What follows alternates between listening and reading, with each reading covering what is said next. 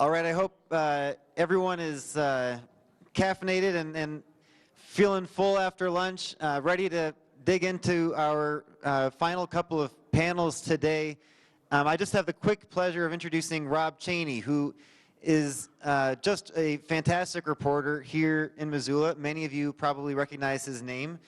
Rob is a Missoula native, started reporting on environmental issues in 1986, joined the Missoulian in 1997, and we've had the pleasure of watching Rob's reporting throughout this 50th anniversary year.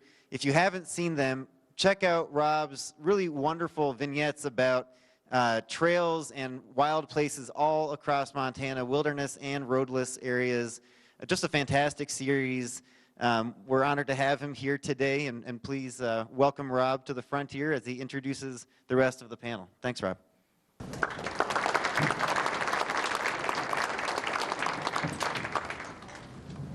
That was exaggerated, but thank you. Thank you all for coming and sticking with us through the hard part of the afternoon after we've had lunch and the day is getting on.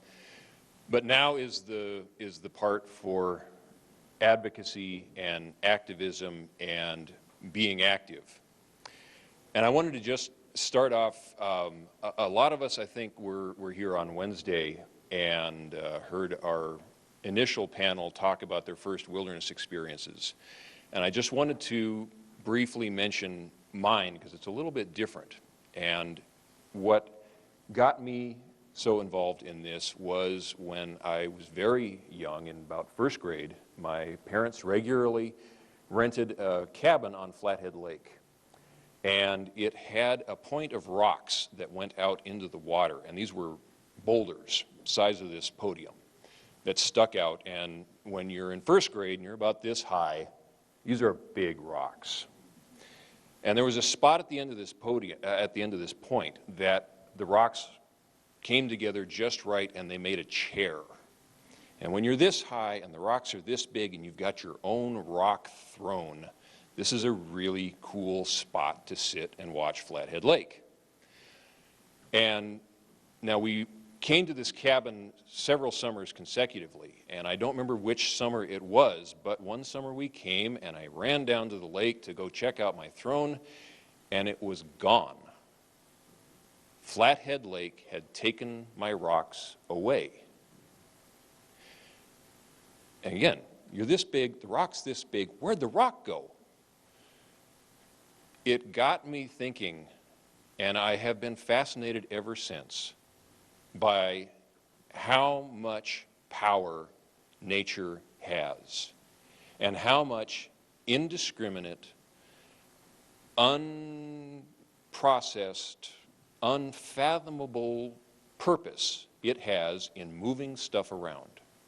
And I've been kind of fascinated by power and force and action ever since. And whether it is Mother Nature moving boulders or it is us moving legislation, it's all the same motion. And how it works is what fascinates me to no end.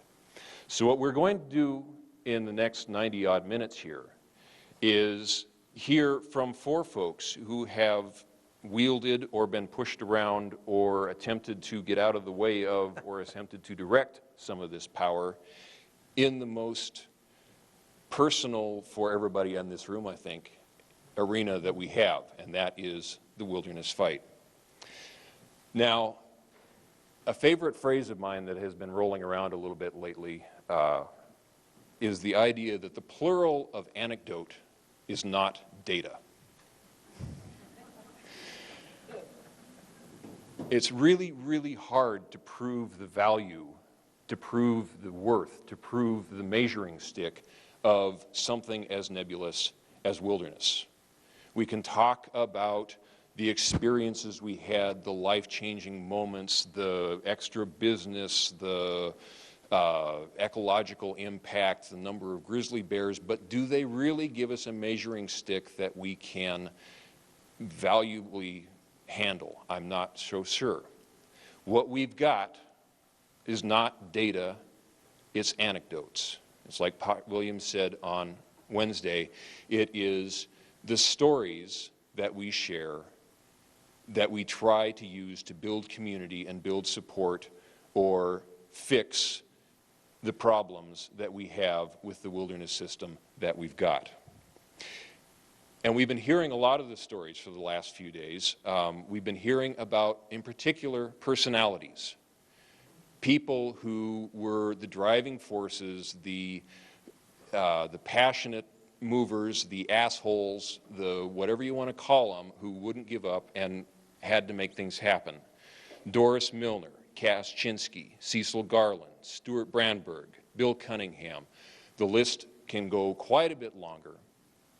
But what we're going to do right now is hear from some folks who are currently in the fight, not necessarily on the same side, not necessarily even, you might say, combatants, but nevertheless, they're all folks who have got a very good perspective on advocacy. And I'm going to just read quickly their biographical information that they gave me, because I'm a reporter, and I try to read other people's stuff rather than make it up myself. So first of all, in the burgundy shirt here is Keith Hammer, who graduated from Flathead High School in 1972 and spent his college summers working backcountry trails for the Flathead National Forest, both in the Swan Range and what has since been designated the Great Bear Wilderness. After college, he worked in logging for 6 years. His background in selective logging was cause for the local community to call him in 1984 to help protect Forest Service plans to clear cut on the Swan Face east of Kalispell. The nonprofit Swan View Coalition was formed, and Keith continues to serve as his chair. On the far end there is John Gatchell. He is the conservation director of the Montana Wilderness Association. John was born in Detroit, moved to Montana in 1973. From 1975 to 78, he worked in the Swan Valley logging and building log homes. Prior to becoming a conservation professional, John worked in construction in the Flathead Valley, volunteering after work to help protect wild lands in the Swan Range and Flathead National Forest. He served as volunteer president of the Flathead chapter of the Montana Wilderness Association between 1980 and 83, vice president of the Bob Marshall Alliance, and for the past 29 years, he has been the conservation director of the Montana Wilderness Association. Steve Kimball, in the center, in the green sweater, is the Wilderness Rivers Guides Program Manager for the Forest Service's Northern Region. That's headquartered here in Missoula. Steve joined the Northern Region in October 2012, and he has worked with the Forest Service since 1978. Steve's previous positions include Wilderness Program Manager in Alaska, Idaho National Fire Plan Coordinator, and District Ranger in Idaho, Alaska, and Vermont. From 2004 to 2007, Steve was District Ranger on the Salmon Chalice North Fork in Idaho, National Forest, where his duties included managing portions of the Salmon River and the Frank Church River of No Return Wilderness. Steve worked as a forester in Mount St. Helens, Washington, and other locations in the Pacific Northwest, and has a degree in forest management from the University of Minnesota. And before I invite them up, and pardon me, the man who we have just heard from, and so I'm not going to reintroduce except to say that Doug Scott's The Enduring Wilderness is out in a new edition that has been updated. Will be. Will be. Next year. So watch your bookstores. Before I turn it over to first to Keith and then to John and then to Steve for some of their prepared remarks, I want to remind everybody what we're here for. We're all giving up a really nice sunny day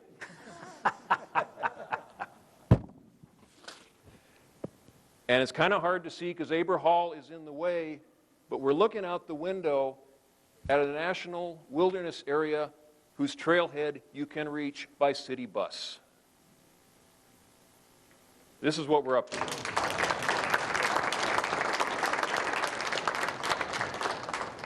Keith.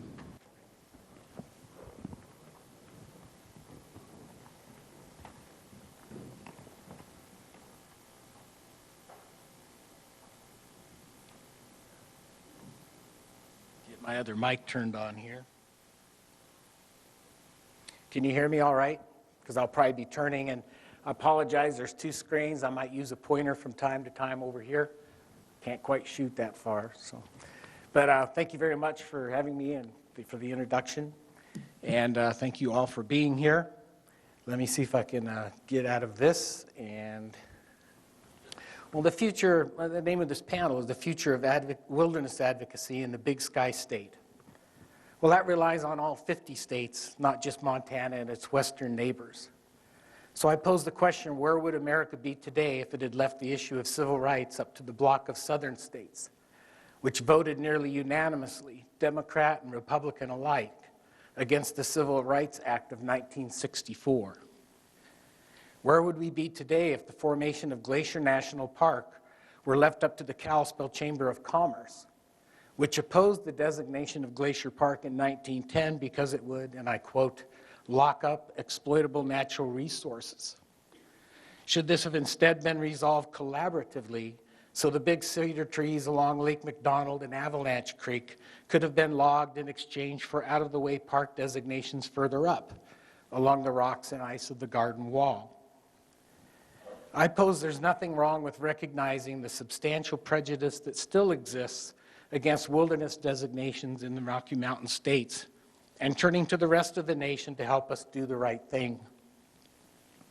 And that is what the Northern Rockies Ecosystem Protection Act does. It would designate about 23 million acres of federal public lands as wilderness in Montana, Idaho, Wyoming, Washington, and Oregon. And that's basically this area on this map. It would include essentially all inventory. You still hear me okay when I point away? All inventoried roadless areas on Forest Service and BLM lands. It would include the backcountry areas of Glacier, Yellowstone, and Grand Teton National Parks, though this map in Backpacker Magazine mistakenly omits the acreage in the parks here in Glacier and Yellowstone, Teton. The map on the right, these are both from the September issues of, on the left, Backpacker, and on the right, National Geographic. The map on the right is from National Geographic and does not show either NREPA, as we call the Northern Rockies Ecosystem Act, or America's Red Rock Wilderness Act here primarily in Utah. Were I a young person, I'd probably get pretty excited about the map on the left because it shows there's a lot of wild country left in the West worth fighting for. And in fact, I find it as exciting as an old person, but I can't say the same for the map on the right. Indeed, the map on the right signifies a hasty retreat from the lands that would have been designated by the 1988 Wilderness Bill vetoed by President Reagan. But before I turn to that slide, I do want to say that I'm going to focus a little more on this northern continental divide, or what we call the crown of the continent. It's the area I know best and kind of fight the hardest for. But this map does show the forest jobs, or the Tester Bill in the Yak, and on the south end of the Bob Marshall, the Beaverhead Deer Lodge, and then the Rocky Mountain Front Heritage Act. I pushed the right button. That's a good thing. So this is what was in the 1988 Wilderness Bill. And to its credit, it began this process of adding significant wilderness around, I call it the ring around the Bob, here in the Badger Two Medicine and down the Rocky Mountain Front, and around, here's the Great Bear and the Bob Marshall and the Mission Wilderness over here.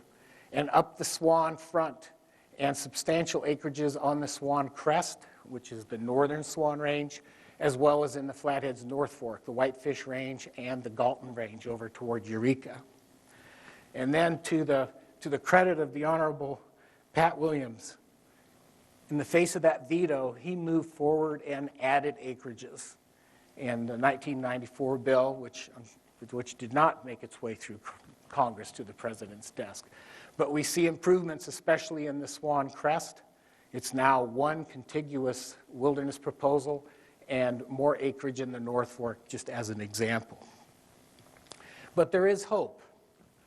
And that's because wilderness is a lot more, it's about a lot more than the human endeavors of either logging or recreation. It's also about fish and wildlife that would have no voice at the table were it not for conservation laws and their advocates. And REPA is based on these principles of conservation biology. Here we have a map of Dr. John Weaver's recommendations for wilderness in the Crown of the Continent area as a member of the Wildlife Conservation Society. It's based on the habitat needs of 5 species: grizzly bear, wolverine, mountain goat, bull trout, and west slope cutthroat trout. And you can see here, again, the ring around the bob idea of beefing up these areas for both wilderness protection, but also for the protection for wildlife and their migration corridors, as well as substantial acreages, again, in the Whitefish Range and Galton Ranges. But these types of recommendations are made all the more feasible by the new forest planning regulations, which require the Forest Service to evaluate the wilderness potential of recovering wildlands. This may include some old logging roads, not just the formal inventoried roadless areas that must be reviewed under the Wilderness Act. And for example here, as I go to the next slide, you'll look at some of the changes that Dr. Weaver made here in the Swan Range as an example. So with forest planning in mind, Dr. Weaver did a report specifically for the Flathead National Forest for their use. We're kind of in the early third or so of the forest plan revision process on the Flathead.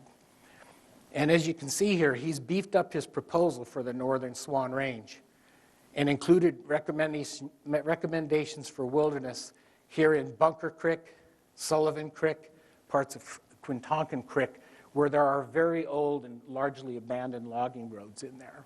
So that's part of how some of the new forest planning regs can actually help move us forward in this process. And he also calls for the permanent closure of about 6 of the roads in the Northern Swan that penetrate most deeply into this mountain range, as well as one of the Coal Creek roads in the North Fork. Now, collaborative efforts on the Flathead have thus far produced a formal proposal for these 2 northernmost areas in the Flathead's North Fork. And the idea there is that the Forest Service would recommend those for wilderness in this revised forest plan. And that's known as the Whitefish Range Partnership. But this bit of wilderness is proposed in trade for nearly doubling the area to be scheduled for logging by delisting the grizzly bear, increasing logging in its security core habitats, and challenging limits on logging in threatened lynx habitat. And we think that's a darn risky way to reportedly provide more certainty for the logging community. And once presented to the Flathead National Forest, they quickly, rather than just apply it to the Whitefish Range where the collaboration was done, the private collaboration, they're applying it basically to the entire forest to beef up that timber base by going into grizzly bear security areas. And also, though it's not as written in the results from the collaboration, the general thrust is that the Flathead would go ahead and essentially be moving some of the snowmobile use from up in here into the Swan Range, which will do great damage to our wilderness proposals there if it's allowed to persist.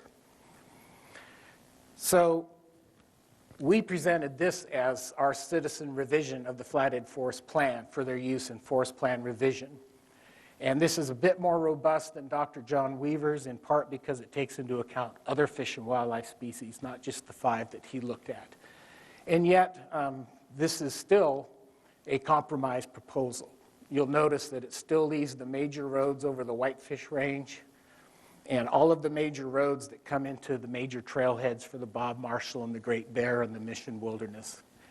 And, but it does attempt to broaden up these areas that are grizzly bear security core, for lynx, for wolverine, for these many other species, and yet leaves basically areas for logging around Hungry Horse Reservoir and whatnot. But here, let's get away from the maps. This is what's really at stake. This is a view down, looking south down the Swan Crest from 6 Mile Peak, just above the town of Swan Lake. And you can see it's high, wide, rugged, handsome, and wild all the way to the Bob Marshall Wilderness. Turn around and look north, in this case from Warrior Mountain at Gildart, Thunderbolt. And this, in the forest planning process, with their wilderness inventory at this point, this is the largest single contiguous wilderness quality area on the Flathead National Forest, runs all the way to Columbia Falls on Columbia Mountain, and is fortunately connected to the Bob Marshall and Great Bear Wildernesses. It's a huge contiguous area. So the Wilderness Act was passed in 1964 to protect public lands from, and I'm going to quote, these very words were up here during the panel just before lunch, an increasing population accompanied by expanding settlement and growing mechanization. Those threats have increased, and so should our efforts to protect and recover America's public lands for the benefit of America's fish, wildlife, and people. The Wilderness Act called for a continuing review of America's public lands and not a one-time shot at designating wilderness. We should take heart from the history of the Civil Rights Act that was also passed in 1964. We should be bold in our proposals and reach out to the rest of the nation, for these are their lands too. We should boldly announce that we have a dream, not a half a dream, not a tenth of a dream remaining after years of collaborating with the enemies of wilderness. Rosa Parks refused to sit in the back of the bus, and the nation stood by her side. We must likewise insist that fish, wildlife, and public wildlands not be relegated to the back of the bus. And we cannot allow advocates for fish, wildlife, and wildlands to instead be thrown under the bus. Thank you.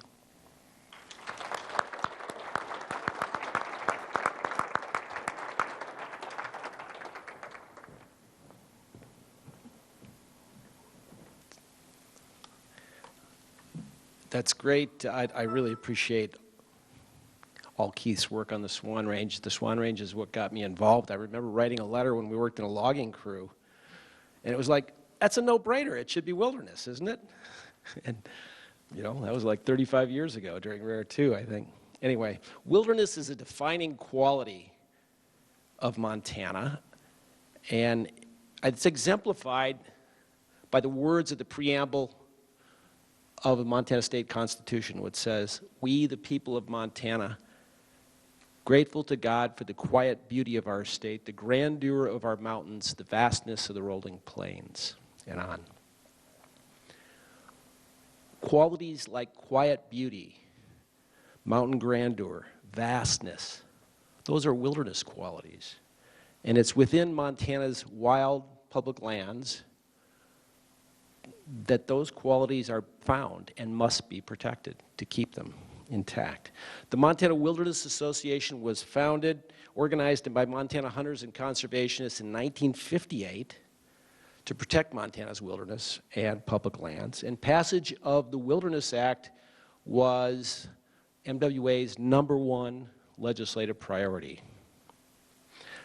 So our founding fathers and mothers worked closely with Montana Senators Murray, Metcalf, and Mansfield through years of fierce debate to get the job done and to permanently protect Montana's first 5 wilderness areas that are on the back wall here, the first 5. Passage of the Wilderness Act happened, as you've heard from others, because the conservation community worked together to build broad-based public support. You'll see letters from things like the Montana Grange in support of wilderness, as an example. They worked with our congressional champions, and they didn't give up in the face of years of political obstruction. The successful version of the Wilderness Act that finally passed, as others have discussed, was loaded with compromises. It did protect Montana's first 5 wilderness areas. It set in motion the evaluation of many more deserving tracts, and it required congressional action for each future wilderness. So, and it had compromises like the mineral exemption, which very nearly cost us the Bob Marshall Wilderness during the Reagan administration. Some of you will remember. They very much wanted to lease every single acre of the Great Bear, Bob Marshall, and Lincoln Scapegoat Wilderness. Texas money. They didn't get it, thanks to Montanans and thanks to Pat Williams. The first 25 years of the Wilderness Act, there was a lot of action in Montana, on Montana wilderness.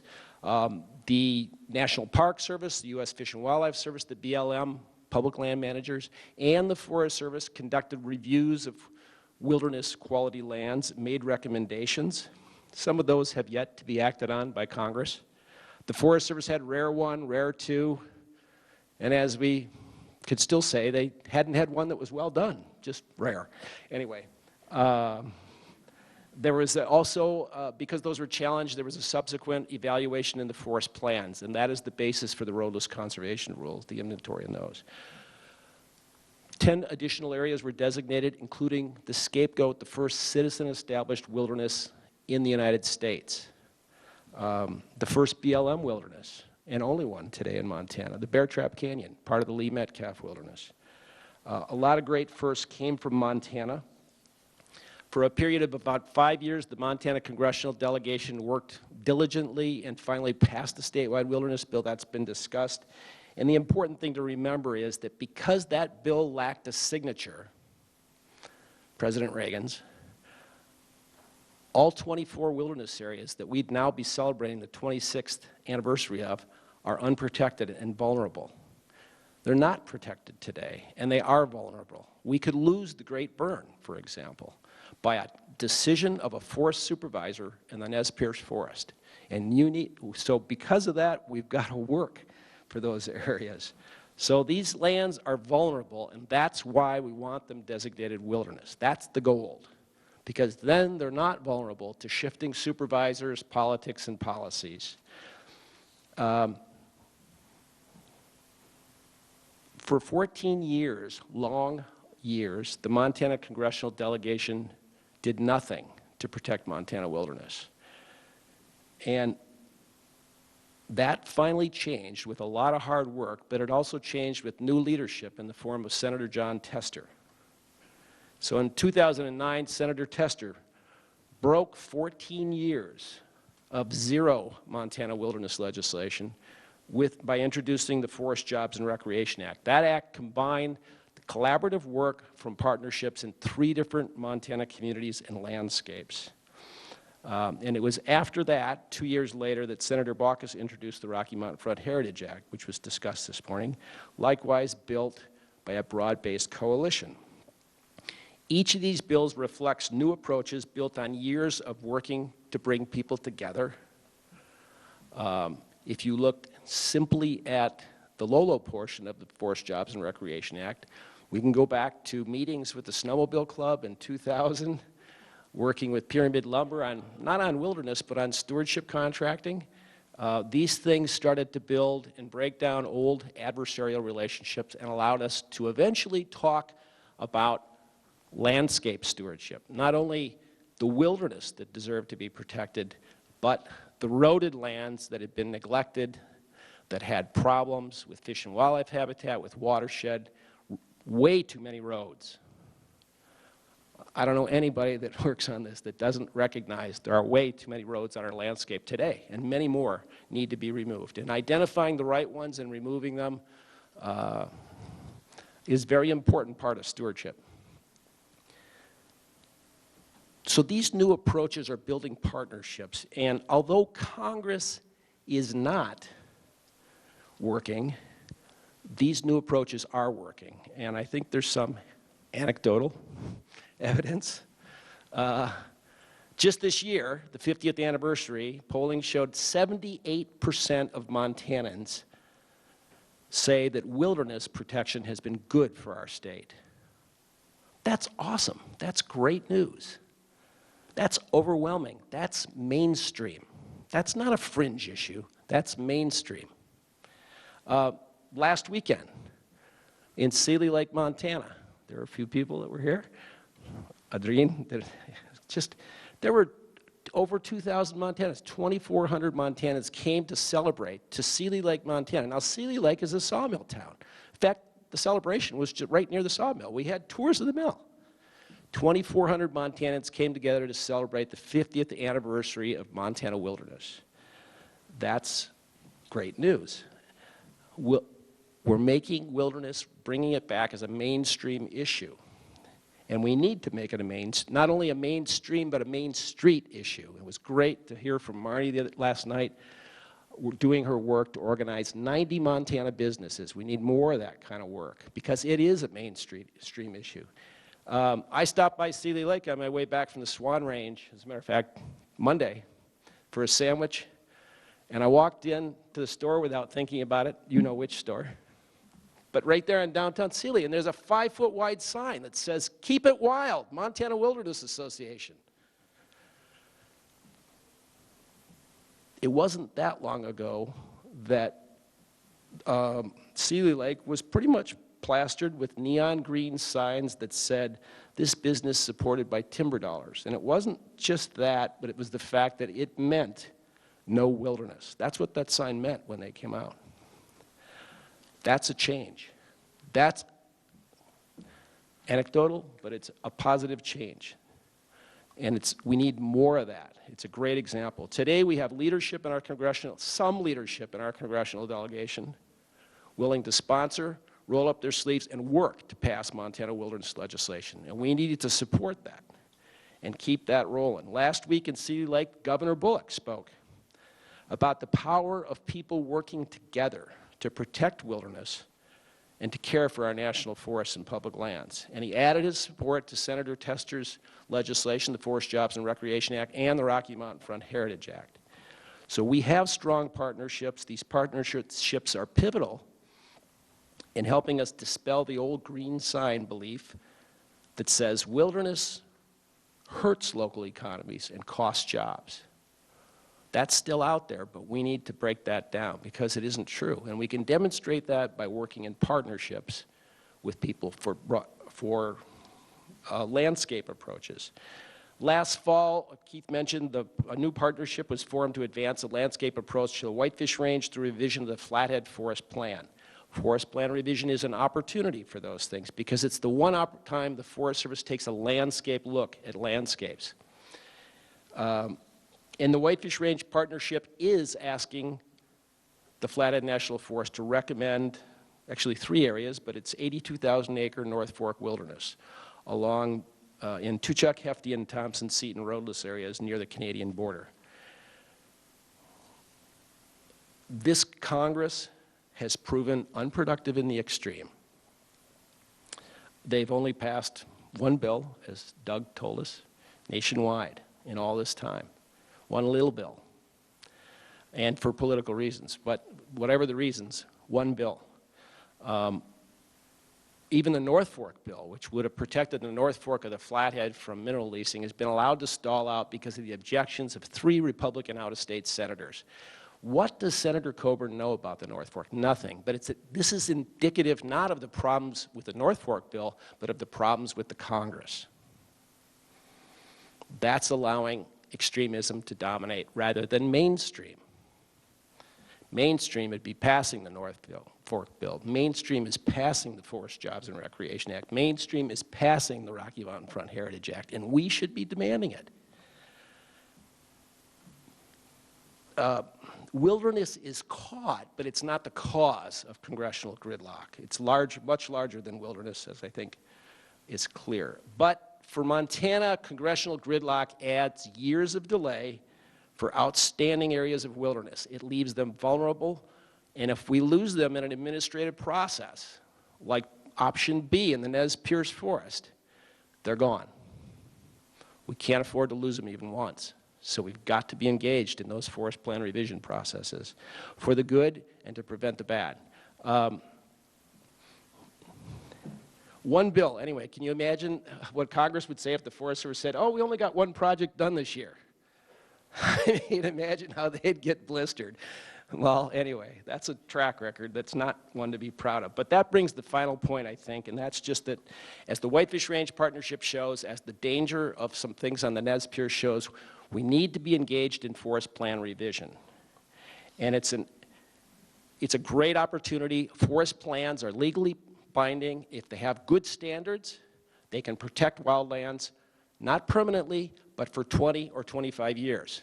And that's worth a lot. And it might be very vital to a lot of lands. I think the big question, the $64,000 question, is really the Forest Service. You know, are they ready to step up and really protect the crown of the continent wildlands that Keith pointed out. There's a lot of wild country in the Swan that should be in the Bob Marshall that's not today. And I was just up there, and it is outstanding wilderness. And I really hope that we're going to see the Forest Service take a fresh, new look, not repeat the old Reagan administration plans from the 1980s. They weren't very good. They're lousy on recommended wilderness. They had direction to minimize it. So what we really want to see is a fresh, new look and an awesome resource. And remember, 78% of Montanans say wilderness is good for our state. So they don't need to be afraid of wilderness. Like, what was it, 6 years ago when the supervisor of the Kootenai eliminated the word wilderness from the draft forest plan? That was a shameful moment. I don't think they're there. I think the Forest Service is ready to take a fresh new look. And in the face of the statistics that Martin showed this morning about, you know, it's going to be a lot more crowded, folks. There's going to be a lot more people in our valleys and all over. And that resource, those wild places in the mountains, are going to be gold. They're going to be priceless to future generations. There's a lot more deserving lands. I hope the Forest Service will take that look. I also think we need to bear in mind that it's not enough to simply demand that the Forest Service do the right thing. We have to help them. We need to build partnerships. We need to reach out to people outside of this room, to Main Street, Montana, to say, this is great for our communities and our state. We need to work with lots of people to do that. And nothing more important than the work that Zach and others are doing to build the next generation of wilderness leaders. That's the most important thing. Smoke would tell me that if I didn't say it right now. So, thank you.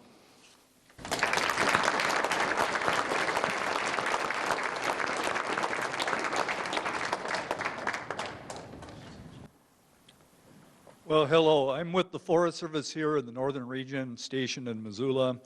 I navigated my Forest Service career about the last 10 years to come to be a wilderness manager because of very deep-held beliefs about the importance of the legacy of these lands to future generations, and the passion and inspiration that I gained from just rubbing elbows with so many of the wilderness community in my previous positions as district ranger. And I've just really appreciate where I'm at, and my focus now, and it's a wonderful focus, is supporting and guiding wilderness managers and line officers at the wilderness area level. And the main focus that we have is to take care of our wilderness areas and to take care of the areas that could potentially become wilderness. And we really have done a great job over the last 10 years as an agency to get that focus, to organize ourselves with pretty limited resources. So I want to talk a little bit about what the Forest Service is doing and thinking with wilderness, and just kind of bring a few points out about where we're at. First of all, we're just completing the 10-year Wilderness Stewardship Challenge that Chief Bosworth started back in 2004 at the 40th anniversary of the Wilderness Act. Back then, Bosworth felt that he would really like to see at the 50th anniversary this year a National Forest Wilderness System that was managed to standard. And that's what he talked about back in 2004. So the Forest Service brought a national team together to identify what does managing wilderness at standard mean, and we developed elements, criteria for those elements. And so all of us in the National Forest wilderness world, and line officers and interdisciplinary people, have been working really hard for 10 years to bring every wilderness in the National Forest System up to minimum standard. Well, we're not going to quite make it, but when we get to Albuquerque next month, we're going to talk about 90% of the wilderness areas in the system being to standard. And that's pretty good, because in the early days, very, very few, the percent was really low. So, and what this means is that we've really focused and identified key elements, and it's really about wilderness character, and we've been talking about that today. Peter had a talk about it. The Forest Service recognizes and accepts that our primary mandate with the Wilderness Act is preserving wilderness character. And this has been clear to us for many years. It's in our policy, and it's been emphasized recently with court decisions that, you know, there's a lot of things to do in wilderness. There's a lot of purposes of wilderness mentioned in the Wilderness Act, but the agencies are clear that our primary mandate as an agency is to preserve wilderness character. So during the Wilderness Stewardship Challenge days the past decade, we've really zeroed in on those 5 qualities of wilderness character: natural, undeveloped, untrammeled, solitude, and the 5th quality of other features such as historic and cultural features. And we've tried to understand what that means in terms of preserving those qualities. And so we've come up with protocols and standards and indicators, things like that. And we've done a pretty good job of creating plans and monitoring and have built systems where our wilderness managers are working on these national protocols to understand where we're at with wilderness character. So now we're winding that up. We're at 90%. We're starting the next 10 years, and at the conference next month, we're going to roll out the next version of the challenge for the next 10 years. And it's bringing this preserving wilderness character to a new level. And what we decided is really important is that for each wilderness area in the country, we get some baseline data. We understand where we're at with these qualities, with these wilderness character qualities on each wilderness area. And so a huge emphasis of the next 10 years is getting this baseline wilderness character monitoring in place. And also making sure that the plans we created the last 10 years are now transformed into on-the-ground stewardship. And that we can watch and monitor and understand if character is changing, and we kick in corrective actions, stewardship actions, to preserve those qualities. So the next 10 years is going to be at a new level. Not so much the planning, but the stewardship. We call it wilderness stewardship monitoring is the new acronym for the next 10 years. And we're all really organized and focused, and we're in the process of bringing that down to the wilderness area level, having training for our managers, getting them to really understand what this means in their wilderness area. There's another thing being rolled out next month in Albuquerque. It's a new interagency wilderness strategy that all of the federal agencies working with wilderness have come together to develop. And it emphasizes wilderness character in an interagency sense, wilderness character preservation and monitoring, but also leadership and taking the leadership to bring the wilderness community together more than ever before. We've done a pretty good job the last decade. We know who's out there. We work with a lot of partners, a lot of groups.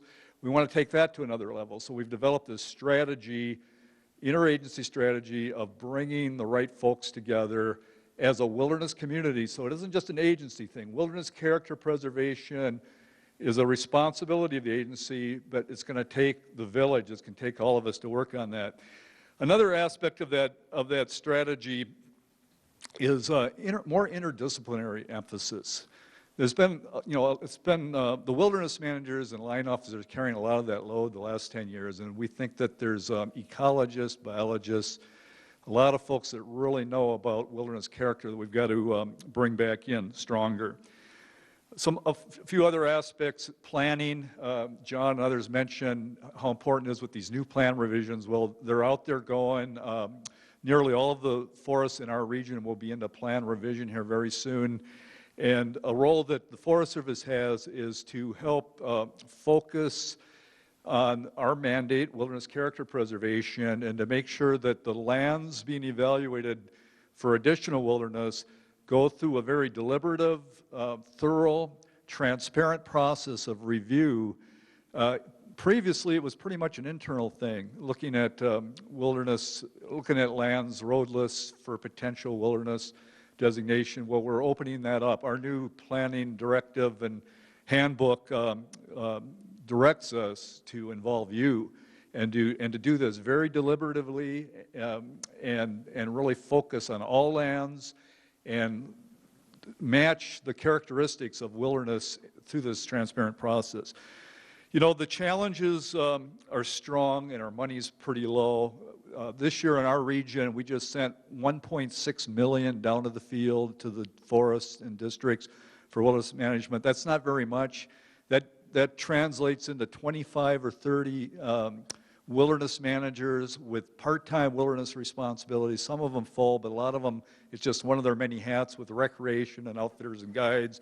So $1.6 million for 5 million acres and 15 wilderness areas doesn't go very far. And so that's a huge challenge, capacity. Well, we're reaching out to partners, engaging foundations. We've got 3 really strong foundations in our region, the Bob Marshall Foundation, Selway Biddert Frank Church, and the Absaroka Beartooth Foundation. And the University of Montana Wilderness Institute's been a huge player with us, helping us with monitoring and this year even trails. So this challenge of doing what we need to do for our mandate of preserving wilderness character with limited resources, but knowing that there's partners and wilderness groups offering and who have a lot of skills, that's a challenge for us. One thing we found is that growing the partnerships and the foundations is great, but if we don't have adequate workforce to work with those folks, if the balance isn't right, it actually hurts us. We become inefficient and ineffective, and the partners have told us that themselves. The last thing I'm going to mention is leadership. In my experience, in nearly 38 years now with the Forest Service, I feel that the Forest Service leadership is variable on wilderness. There's some leaders out there who really get it and are really engaged and really speak out, but not all of them. And I think overall, we kind of make a point to be objective, to be neutral. And there's times that I've felt, and I feel today, particularly with the 50th and all the reflection we're doing, that I believe the Forest Service should step up and not be so passive, and do shine the spotlight on this really unique and amazing resource of wilderness that's so much a part of our agency, so much a part of our legacy, and that really in the end it's going to be one of the most meaningful things we do in terms of our children and their children. So we're having a lot of discussion with the 50th about leadership. Some of you may notice that we've taken a really strong role with the 50th anniversary events. The Northern Region has worked with our partners on 60 events throughout Montana and Idaho. They're going on all the time. There's one this weekend at Gateway Campground on the Lopsaw. And on the 20th, I hope you all come out to Silver Park in Missoula to come together with music, much like the Seeley Lake thing, and to hear some kids on stage tell us what they think about wilderness. We've got some kids going up there along with the music. So please pass the word September 20th, 11th through 4.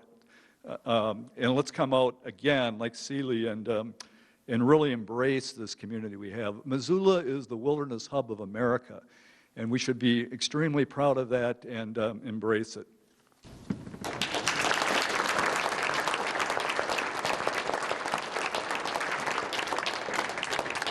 Well, I want to echo everything that all of these gentlemen have said, and then some.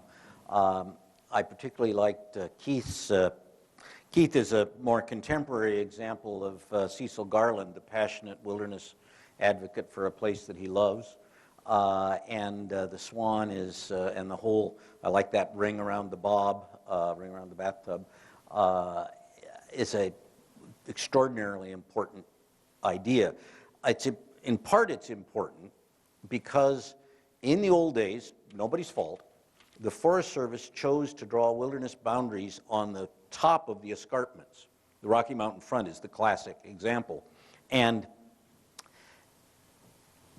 didn't protect the important view area, the important wildlife area of the escarpment itself. On the Rocky Mountain front, the grizzlies come down out of the mountains to go down the willow draws, and it's just an important part of the perpetuation of the great bear in that part of this fabulous complex, one of the most important in the country. So the work of the Swan Coalition is just extremely important. And you think about Seeley Lake and that giant sign that Gatch mentioned, that's a sign of transformation, and the people of Montana can take great pride in that. I'm pissed at the organizers of the Seeley Lake gathering that they didn't think to invite me, because I know how to participate in a good party, and would have been there in a flash, but if wishes were horses. Gatch, of course, is an old friend, and we've lied to each other for years. So, but he was really making an important point about the building of the strength of the grassroots support.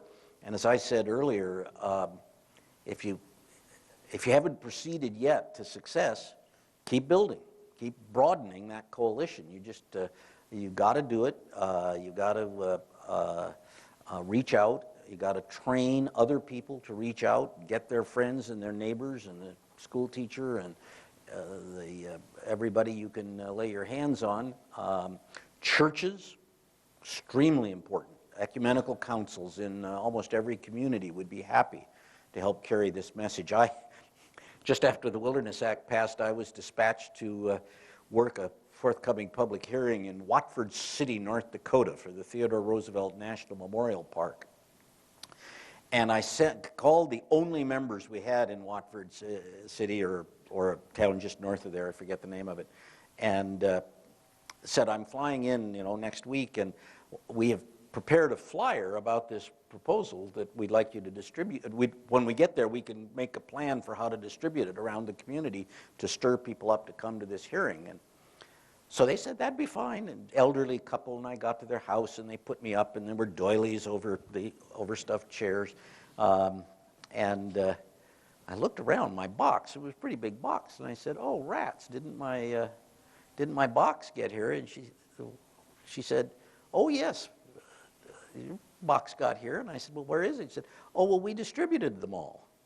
And I said, I'm the wilderness organizer, I said, well, she said, well, we put them in the church bulletins in all the churches in town last Sunday. I'm the wilderness organizer. So one thing, Gatch, that you can certainly do is always be open to the fact that just when you think you've got all the clever ideas and you've learned all the possibilities and taught them all to your colleagues, that somebody's going to come up with something so gorgeously new, different, innovative, and productive of broadening that coalition that it just, I can't say enough about it. The points that Steve made were very important. The 10-year challenge, I'll be with the chief at dinner next week at a big celebration in Washington, and I'll certainly tell him that make the next one much more difficult, because this was too easy for you guys. It's a model that the other agencies should pick up on if they don't have something equivalent, because it's good for the health and future of our wilderness system. And I also liked Steve's point about the picnic that's coming up, and hope you'll all go, because I'd sure be there, and to see those kids, I've said it before, the hope of the future. Wilderness advocacy is not necessarily intuitive. It is not something we pick up in school or can read in many books that are very useful. Case studies are one way to get at it, but the best is to get taken in hand by somebody like Gatch or Zach or any of these good folks that are around here. Peter Angst I see over there, old friends, and get out, meet new people, broaden that coalition, and engage and be, as I said before with my example about the handwritten letter faxed in to the right staff person, be clever. A friend of mine, old Sierra Club friend, likes to say, endless pressure, endlessly applied, to which I say, nah. Clever pressure, applied at just the right moment and only exactly the amount you need, so that you hold all the rest in reserve. Because political impact is something you can overuse. The members of Congress and their staffs do not like to be nagged. They do not like, somebody here talked about NREPA, excuse me, pointless exercise. Not going to ever happen. Distraction. Its most prominent proponent is Carole King, who is tone deaf. Everybody on the planet has explained to her why this will not pass, never will, and she persists in saying, I don't want the white clouds to go because it's not as good as getting this whole multi-state NREPA thing, and which I think includes Antarctica and Canada. And it's just not going to happen. We do wilderness by increments. We do it with the investment of time and energy and coalition building that brings us the support of that local member of Congress. And they're not going to, John Saylor was the absolute sole exception in our history of they're not going to go poaching in other people's districts. It just violates everything about the way you get along with fellow members of Congress. So, and to the Carole King line, members of Congress and their staffs, when the door closes and you have left, this is poisonous to effective advocacy. When the door closes and you have left, they say, don't ever let that person darken our door again. That's a person who wants to let the good, the perfect, be the enemy of the good. And it's just absolutely happens all the time. Fortunately, it happens with far greater regularity to our opponents. I don't say enemies. I take a lesson from Howard Zahniser. We don't fight. We don't have enemies. We surround people with love and engage them in a way in which they can't say no. And every convert of that kind, there's no advocate like a convert, absolutely none. Broaden the coalitions, ethnic, broader all across this country. We know from intensive Forest Service polling with very high sample sizes, so very high statistical accuracy, done by the Forest Service down in the research station in Athens, Georgia, that new immigrants, Hispanic people, African Americans, by substantial margins, 8 or 9 points on average, want more wilderness, wilderness has been defined at the start of the questionnaire, so they understand what we're talking about. They want more wilderness, and they want more wilderness in their own state, and they want more wilderness near at hand. Rural, urban, zip difference. The ethnic variance, zip difference. And you can take that to the bank. And the bank is the National Wilderness Preservation System, except no substitutes. With all that evil special management language, except no substitutes, because there are none. If something were offered up and purported to you to be as strong, why would you take it? And if it isn't as strong, why would you take it? I'll draw one exception to that, and that is national monuments. I'm in favor of using those. It's something that President Obama is doing. He'll do, I imagine, a bunch more of it, probably including the Boulder White Clouds, maybe some of these areas in Montana before he leaves office. They kind of like to do it at the very end because the blowback, Congress does not like national monuments on average. But it's a very constricted tool, and it's constricted for this reason, 2 reasons. First of all, once a president declares a national monument, he or his successors cannot alter that boundary. Only Congress can. And that has some political implications. But the more important constriction is that under the Antiquities Act, there's essentially no room for fine-tuning the kind of special management provisions to deal with realities on the ground, and you end up annoying livestock grazers, miners, gougers, all the usual suspects, art historians, and it's just deadly to what you really want. And it drives me crazy because people say, oh, well, let's have a wonderful party and be all hungover because we got what we wanted, the national monument, to say, great, have your party, sober up, and then get back to work because you need wilderness. Accept no substitutes. All right. Folks, I want to ask a few questions of our panel here, but just quick, I want to ask a couple questions of all of you. This is a conference about wilderness. I would like to see how many of you have been in at least one wilderness, and if you have, would you please stand up? Oh, ever. Oh.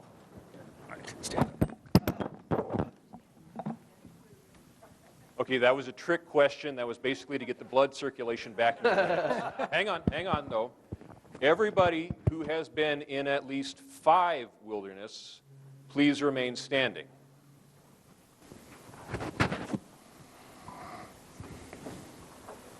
And anybody who has been in 10 wildernesses, would you please remain standing?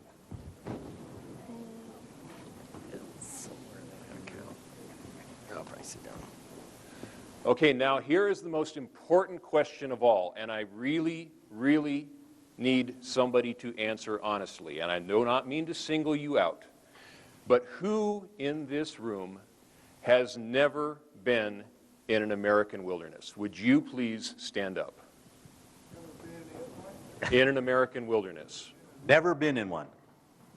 Is there anybody in this room who has never been in an American wilderness? Oh, here we go. Brave man, bravo. Get out there. Okay, I am not putting the spotlight on you except in a practical sense. This is a panel about advocacy. What we are trying to get at is, what does it take to make you convinced that this is a good idea? What does it take for the people who are not in this room to be convinced that more wilderness should be added to the system? People who have never been in it, people who have no understanding of it, people who have not had a chance to understand what we all have come to take as sort of normal. I posit that there are a great larger number of those folks than there are of us. Thank you, sir. You can sit down. And by the way, you can now see a whole lot of folks who can give you some advice about a great place to go. I have one question for each of my panel members, and then I hope we have a few minutes left over, because I really want to get the questions that you all have also out in the air as to how advocacy for wilderness needs to go forward, what it needs to change, how it can be done in a way that gets us what we want. And I'm trying to make these questions pointed, but I also, since we're running pretty short on time, am going to hope that your answers can be fairly concise. And I'd like to start with you, Doug. My name's Rob Cheney. I frequently get asked, so are you any relation to Dick? I'm not. It's spelled C-H-A-N-E-Y, which is the same spelling as James Cheney, who some of you may remember if you saw the movie Mississippi Burning. He was the black kid who got killed going down to Mississippi fighting for civil rights. I'm no relation to James either, but if you look around the room here, I don't see anybody who looks like James Cheney in the room. And when I have been in the 5 wildernesses that I've been into, I haven't seen him there either. But I've got a niece and nephew from Ethiopia, and I want to take them in, and I do not want them to be some sort of a rarity like a grizzly bear or a wolverine sighting when I go in or come out. As a lobbyist fighting for more wilderness, what have you got to do to get those people in the room and on the fax machine and as part of the conversation? Well, that's a terrifically important point, and because of the nature of our changing society. So quite apart from fairness and equity and all those good things, it is simply good politics. And I think the first thing we need to do is not speak down to, not patronize such people of other races and ethnic backgrounds and religious backgrounds, because they have much to offer.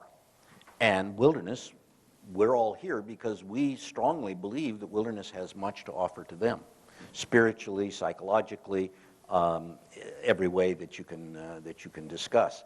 I know that there are programs, and this also includes disabled Americans.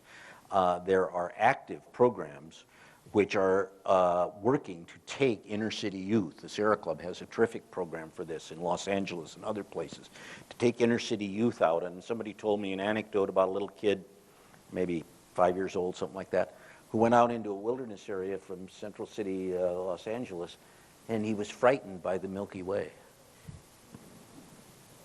I mean, there's a terrific wilderness overhead at night, and this kid was frightened of it.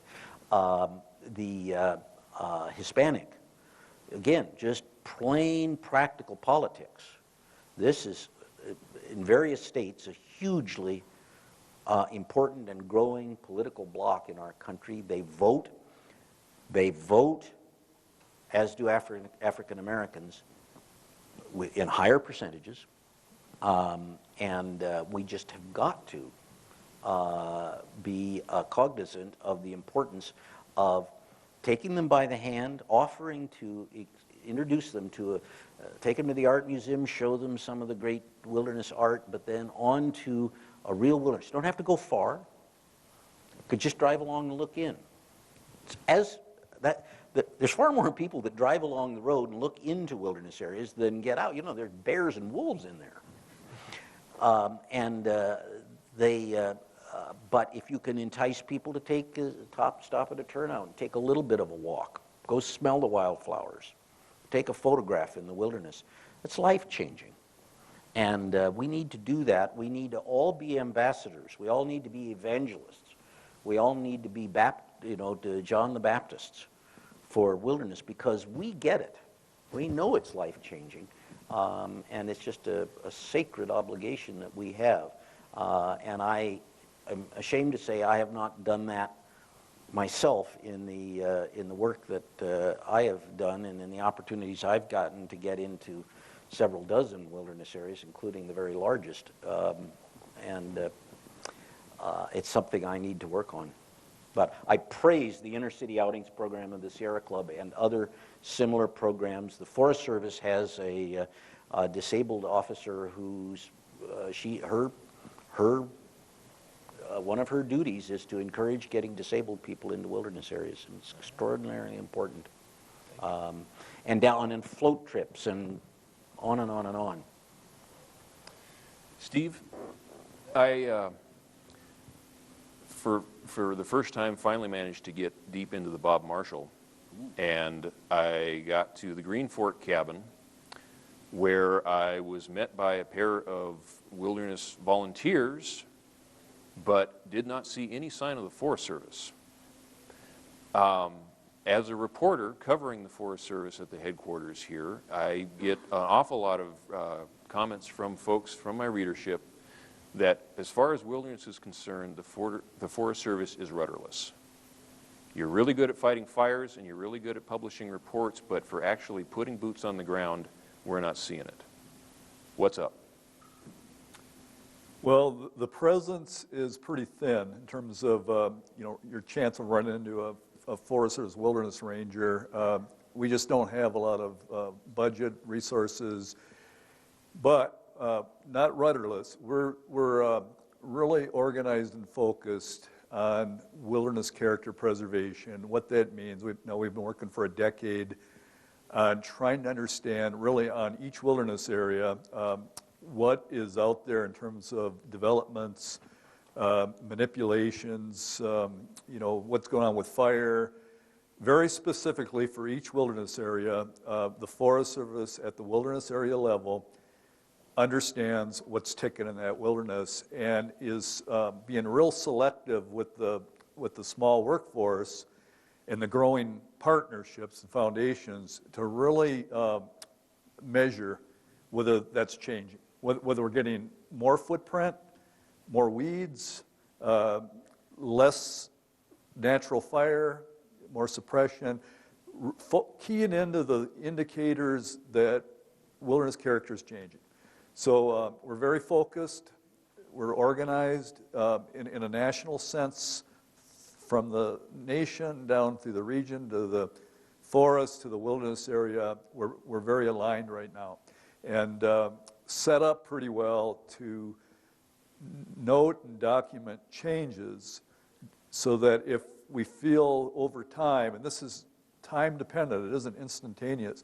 You know, the wilderness character monitor we do is going to be going on for decades, and we're setting up with baseline, and with 5-year intervals generally, sometimes more. But we're poised now and organized, even though you don't see us, to really key in onto the changes that could be degradation. And if we think we're finding degradation, it raises a flag that kicks in, you know, really serious discussions with line officers about correction. And so that framework of measuring change and flagging it and looking at correction is how we're focused. Unfortunately, you know, this is just a continuing problem, and I don't see relief into the future, is that, you know, the congressional allocations, our budgets, the recreation portion is small, something like 20% of the Forest Service budget, and you know, the use in wilderness areas is so low that when we're trying to figure out what to do with that recreation wilderness money, it's a tough sell to allocate a large portion of the recreation dollars to the wilderness. We've determined through our visitor use monitoring that about 3% of the rec use, about 3% of our rec visitation is in wilderness in this region, in the northern region. So it's hard to draw a lot of money, but we're getting about 19% of our budget, of our rec budget, to wilderness, much more than the use. So that's a continuous challenge, and we talk about front country needs and campgrounds and picnic areas, all those needs, and to keep Forest Service budget for wilderness and present is a challenge for us, and it'll continue to be.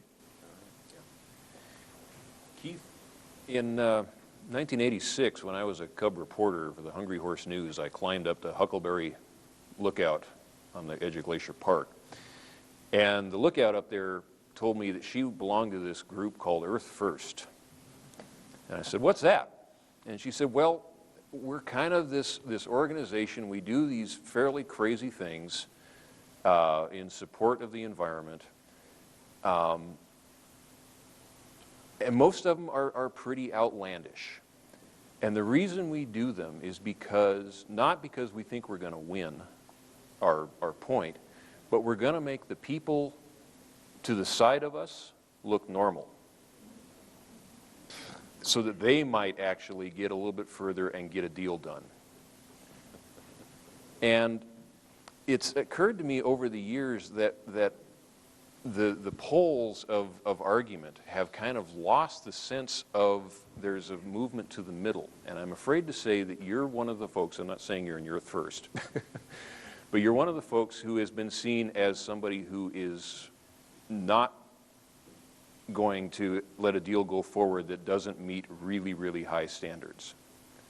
How do you get to the table when you've already got that reputation that you're the deal breaker? What do you see that you have to bring to the table that can help make a deal go forward? Well, I think what you're driving at that is that a lot of people would say that, oh, these folks they don't know what compromise is about, or they're never willing to. And I think we need to look at that question about compromise, because I think that's what you're driving at. And let's look at it in terms of the old adage, those who forget history are condemned to repeat it. And when we're talking about wilderness lands, roadless lands, wild lands, we need to take and put it in the perspective of what has already been compromised. Because I think that's part of the problem with the political system. It's part of the problem with how Washington, D.C. does operate, as well as a lot of our state government and whatnot, is that we look at this as though all this is about is trying to get people to agree with each other. Well, that is largely what politics is about. But we have fish and wildlife here at stake. They don't get to come to the table. There's none sitting up here today other than through the laws that have been passed to protect them. And among those, the Wilderness Act does a great job of doing that within those designations. and the advocates that are willing to stand up and stand really firm on their behalf. And so when I look at that question, and I look at like Martin Nye and Chris Barnes, the same quote that I used today out of the Wilderness Act about how far have we come, you know, in terms of increasing population. Not just that, but a population that tends to like more and more gadgets, more and more mechanized things. You know, we haven't even talked about drones yet, but I mean, that's what a lot of motorcycles and snowmobilers and mountain bikers are doing now. It's not a GoPro on your helmet. No, you have to have a drone up above you to get an even better thing out of it. So I want to read a quote from Bob Marshall and the other founding members of the Wilderness Society in 1935 to put this in perspective. And here's what they said and wrote into their founding papers. We want no straddlers, for in the past they have surrendered too much good wilderness and primeval which should never have been lost. Above all, we do not want in our ranks people whose first instinct is to look for compromise. That was in 1935. How much land has been compromised since 1935? So I want to give an example, because a lot of people would accuse us, you guys just don't understand what no, we understand what compromise is about. And that's why when we propose wilderness, we have robust proposals like I showed on the board up here earlier. That's why NREPA asked for every single acre of roadless area of BLM and Forest Service lands in this Northern Rockies region. And we learned some of those lessons the hard way. As positive a step as the 1988 bill or the 1994 bill would have been, we had 6 million acres of roadless areas in Montana and a broad coalition of groups that included MWA. I was on the board of directors back then. And Alternative W, it was called, and it was 2.2 million acres, John. Am I close? Yeah. I'm doing that out of memory. Or two. So out of 6 million acres, this coalition of groups in MWA recommended to Congress 2.2. And so that bill was around 1.2 or 1.4. You can count on the political process chopping your proposal in half. So a lot of this is about how much of this compromise do we do up front and basically take ourselves off at the knees before we even get up against the people that we need to sit down and compromise with. John, kind of going the other direction, one of the knocks on supporters of the Tester bill is that they have created something of an identity crisis within the wilderness community, exemplified by the fact that, are you a conservationist or an environmentalist? I mean, who's willing anymore to call themselves an environmentalist? The words become poison in the political sphere. At what point does the need for collaboration shift over into what earlier speakers were talking about, the undermining and the degrading of higher principles? Well, I think that's the first key, is that you should always be working from principles and know what those principles are before you, if you're going to enter into negotiation. And we have entered into negotiations. And the first step is to determine whether the conditions are right for negotiation. And it's not always right. And it's not the only tool, I think. But there are opportunities, I think, for some unique negotiations that look at different resource values, I think. So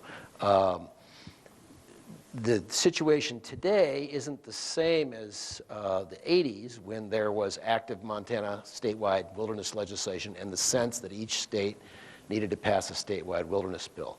There's nothing that compels a member of Congress to act now unless we create the broad-based support for them to act. And so it takes some creative approaches. Those approaches, aren't necessarily trading off wilderness for other wilderness, like the situation, like Keith described, this much wilderness, and the debates in the 80s about release language. I think in the 80s there was a sense, and it was argued by Congressman Williams and others, that The timber industry needed release language so they'd have 4 million acres that would be available versus 2 million acres or 1.2 or whatever that would be designated as wilderness or as companion designations.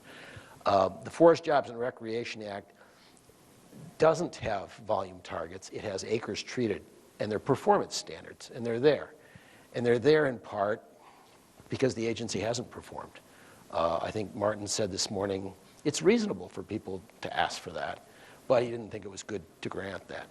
We think those are good performance standards. They also have fish and wildlife performance standards for projects. So the trade-off isn't trading wilderness, and some roadless areas are going to be logged because the emphasis is on wildland-urban interface in areas that already have too many miles of roads. And in these projects, under the Forest Jobs and Recreation Act, they would be required to meet fish and wildlife standards that would mean reductions in roads. So excess roads need to be taken off landscapes.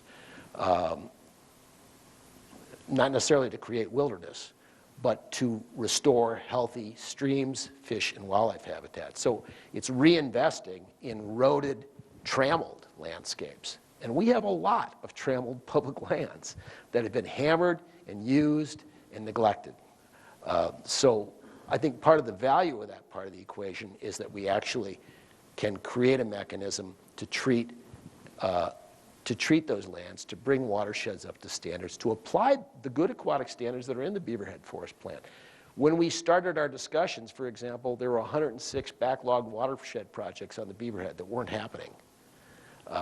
We had the experience of the Deer Lodge Forest Plan that had good elk standards, but nothing made the Forest Service apply them. So they never did. So that's one of the reasons why we wanted performance standards for roaded areas.